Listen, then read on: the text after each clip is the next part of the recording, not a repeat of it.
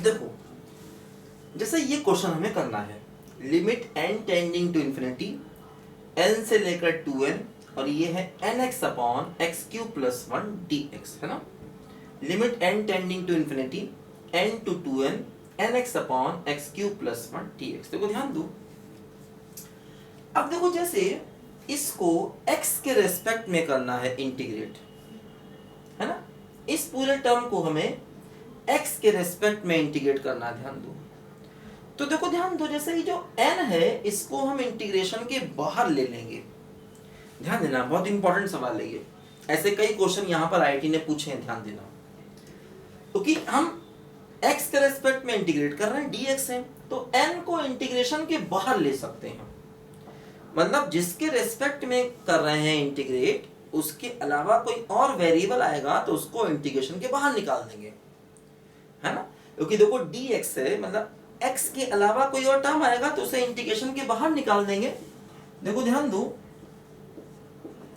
ये हो गया n बाहर ले लिया, n से लेकर के 2n x upon x cube plus 1 dx। ध्यान देना, बहुत इंपॉर्टेंट बात है ये कॉन्सेप्ट आईआईटी ने बहुत बार यूज किया है अपने क्वेश्चंस में, ध्यान देना इस बात को। अब देखो क्या होगा, n को रखो इन्फिनिटी, देखो ये हो गया इन्फिनिटी, इसमें क्या होगा, दोनों लिमिट सेम तो वैल्यू 0, क्योंकि जैसे ही n को इन्फिनिटी रखोगे तो ये भी इन्फिनिटी ये भी इन्फिनिटी, दोनों लिमिट इन्फिनिटी, दोनों लिमिट सेम तो पूरे की वैल्यू 0, तो 0 इंटू इन्फिनिटी केस हो गया, है ना। देखो ये हो गया इन्फिनिटी इंटू 0 केस। अब देखो हम लोग क्या करें, इसको थोड़ा बदल दें, n tending to infinity n से लेकर के 2n x by x cube plus 1 dx। देखो इसको n को नीचे ले आओ तो 1 बाई n हो जाएगा, ध्यान देना 1 बाई n। अब देखो क्या हो रहा है यहाँ पर कि n को रखा इन्फिनिटी, देखो ये भी इन्फिनिटी ये भी इन्फिनिटी, दोनों लिमिट सेम तो वैल्यू क्या होगा 0, और 1 अपॉन इन्फिनिटी भी क्या हो गया 0, है ना। तो देखो अब ये 0 बाय 0 फॉर्म बनना है, अब जब 0 बाय 0 फॉर्म बनना है हम लॉपिटल लगा सकते हैं।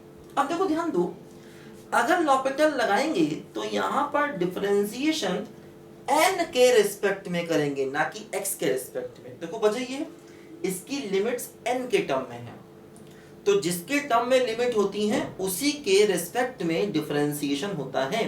मतलब हम इस पूरे को डिफरेंशिएट करेंगे, ध्यान रखना, n के रिस्पेक्ट में, और नीचे भी 1 बाई n है, क्योंकि देखो n टेंडिंग टू इन्फिनिटी है तो डिफरेंशिएशन भी n के रिस्पेक्ट में ही होगा, ऊपर नीचे, और वैसे भी लिमिट n के टर्म में है तो डिफरेंशिएशन n के रिस्पेक्ट में ही होगा, और n टेंडिंग टू इन्फिनिटी है तो यहां से भी ये प्रूव होता है कि ऊपर नीचे डिफरेंशिएशन n के टर्म में होगा। देखो जैसे अगर हम करें डिफरेंशिएशन तो क्या होगा, देखो n टेंडिंग टू इन्फिनिटी, देखो क्या होगा, x की जगह पर अपर लिमिट तो 2n upon 2n cube plus 1 into upper limit का डिफरेंशिएशन तो 2, x की जगह पर अपर लिमिट और 2n का n के रेस्पेक्ट में डिफरेंशिएशन 2 माइनस n की जगह पर lower limit n by n cube plus 1, और ध्यान देना n का n के रेस्पेक्ट में differentiation 1 whole divide by 1 by n का differentiation minus 1 by n square, है ना। 1 बाई n का क्या हुआ डिफरेंशिएशन, बोलो minus 1 by n square.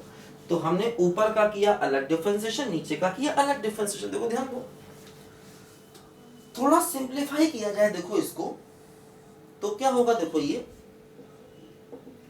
Limit n tending to infinity, देखो ये हो गया क्या, बोलो 4n upon 8n cube plus 1 minus n upon क्या हुआ, बोलो n क्यूब प्लस 1। देखो ये माइनस 1 बाई n स्क्वायर है, तो ऊपर ला के इसे हम देखो क्या लिख सकते हैं, माइनस n स्क्वायर कर सकते हैं ऊपर ला के, है ना। अब देखो क्या होगा, limit n tending to infinity, देखो मल्टीप्लाई करेंगे तो माइनस का 4n cube upon 8n cube plus 1, और ये plus n cube upon n cube plus 1 हो गया। ठीक, अब देखो यहां भी देखो n टेंडिंग टू इन्फिनिटी है, ये भी n क्यूब मैंने बताया था मैक्सिमम पावर से डिवाइड कर दो, या n को 1 अपॉन y मान लो तब भी हो जाएगा n को, और वो हम स्टार्टिंग से ही मान सकते थे। हम स्टार्टिंग से अगर n को 1/y मान लेते तब भी सवाल हो जाता। खैर अब मान लो, यह काम करो n क्यूब से डिवाइड करो। अगर हम देखो n क्यूब से डिवाइड करें तो क्या होगा, -4/8 प्लस 1/n क्यूब, यहां भी n क्यूब से डिवाइड करें तो 1 अपॉन 1 प्लस 1/n क्यूब। ठीक, n क्यूब से न्यूमरेटर में और डिनोमिनेटर में डिवाइड किया। देखो ये 1/n क्यूब 0, 1/n क्यूब 0, क्या बचा देखो -4/8 और प्लस का 1 तो हो गया -1/2 प्लस का 1, तो आंसर भी क्या आ गया 1/2। तो इसमें ध्यान देना, तो सबसे पहला स्टेप मैंने किया n को। अब देखो यही क्वेश्चन कई बार x और t में दे देते हैं, तो वहां पर भी ध्यान रखना, जैसे डिफरेंशिएशन इंटीग्रेशन अगर x के रेस्पेक्ट में कर रहे हैं, उसके अलावा दूसरा वेरिएबल कांस्टेंट मान के बाहर आ जाएगा, है ना। और उसके बाद देखो n बाहर लिया और 1 अपॉन n लिखा, जिससे 0/0 फॉर्म बनी। फिर आगे हमने लॉपिटल रूल लगाया, इसमें लेबनीज रूल का देखो यूज किया, इसका डिफरेंशिएशन -1 अपॉन n स्क्वायर आया। थोड़ा देखो सिंप्लीफाई किया, है ना। लिखो सब बच्चे ध्यान से, अच्छा क्वेश्चन है देखो ये भी।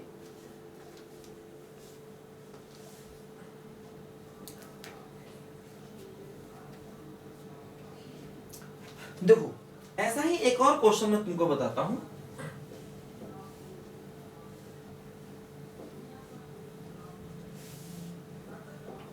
देखो जैसे मान लो ये क्वेश्चन अपने पास है, limit n tending to infinity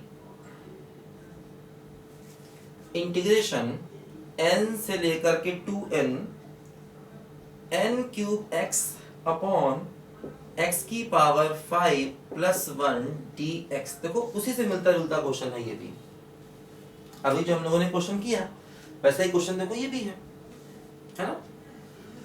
देखो ध्यान दो, इसमें भी देखो रिस्पेक्ट टू x है और ये n है, तो n क्यूब को बाहर ले लो। Limit n tending to infinity, n cube को बाहर लिया, n से लेकर 2n x अपॉन x की पावर 5 प्लस 1 dx। अब देखो ये भी टर्म x का, ये भी टर्म x का, इन दोनों में से कोई भी इंटीग्रेशन के बाहर नहीं आएगा। ऐसे ये भी s का टर्म है, ये भी s का टर्म है, इनमें से कोई भी टर्म इंटीग्रेशन के बाहर नहीं आएगा, ध्यान दो। अब क्या करेंगे देखो, इसके बाद ये नीचे ले आएंगे, तो इंटीग्रेशन n से लेकर के 2n x अपॉन x की पावर 5 प्लस 1 dx। देखो ये हो जाएगा 1/n क्यूब। ठीक, अब देखो n को रखेंगे इन्फिनिटी, तो दोनों लिमिट इन्फिनिटी, तो दोनों लिमिट सेम, तो वैल्यू 0, और 1/इंफिनिटी भी क्या हो जाएगा 0 हो जाएगा, ध्यान दो, है ना। अब देखो हम लॉपिटल रूल लगा सकते हैं। लॉपिटल रूल कहता है कि डिफरेंशिएशन करो। अब देखो डिफरेंशिएशन भी हम n के रिस्पेक्ट में करेंगे, ध्यान रखना n के रिस्पेक्ट में, क्योंकि देखो ये भी लिमिट n के टर्म में है, तो डिफरेंशिएशन भी देखो हम n के रिस्पेक्ट में करेंगे। करते हैं देखो,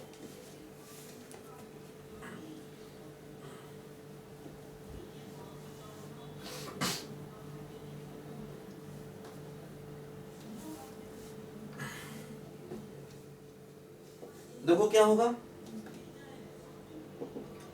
limit n tending to infinity, देखो x की जगह पर upper limit 2n upon n5 plus 1 into upper limit का डिफरेंशिएशन, सॉरी ये 2n की होल पावर 5 हो जाएगा, है ना। x की जगह पर देखो अपर लिमिट का डिफरेंशिएशन 2 माइनस x की जगह पर lower limit n upon n की पावर 5 प्लस 1 और लोअर लिमिट का डिफरेंशिएशन 1 होल डिवाइड बाय देखो इसका डिफरेंशिएशन, है ना। देखो ये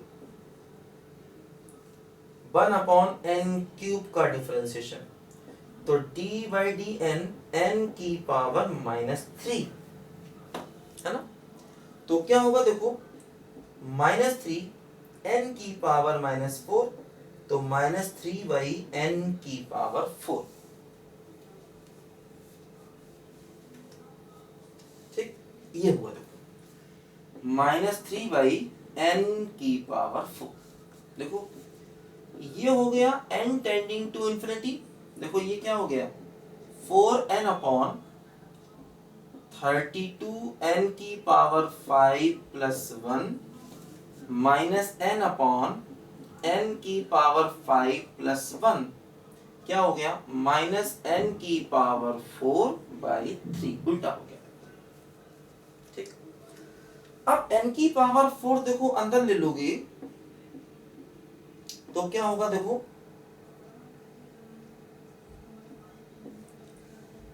देखो ये हो जाएगा -4n की पावर 5/32n की पावर 5 + 1। देखो ये हो जाएगा प्लस n की पावर 5/n की पावर 5 + 1 × 1/3 है ना। n की पावर 4 को देखो अंदर कर दिया मल्टीप्लाई, देखो ये माइनस था तो माइनस हो गया, ये माइनस माइनस देखो प्लस हो गया। ठीक, n की पावर 4 को अंदर कर दिया मल्टीप्लाई। अब देखो n की पावर 5 से डिवाइड कर दो, यहां भी देखो डिवाइड कर दो ऊपर नीचे, तो हो जाएगा limit n tending to infinity है ना। n की पावर 5 से डिवाइड करो तो -4/32 + 1/n की पावर 5 + 1/1 +